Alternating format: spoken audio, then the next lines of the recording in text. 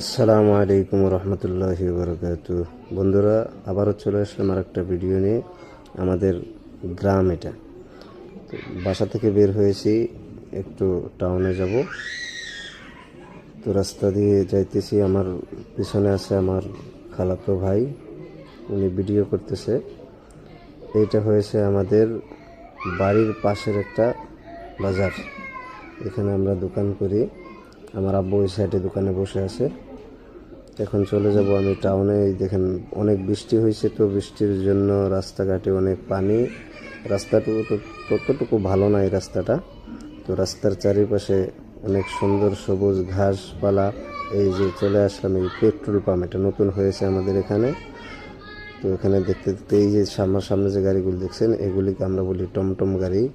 তো এগুলোর জন্য রাস্তা দিয়ে চলা মুশকিল হয়ে গেছে এখন। এগুলোর ভিড় অনেক বেশি।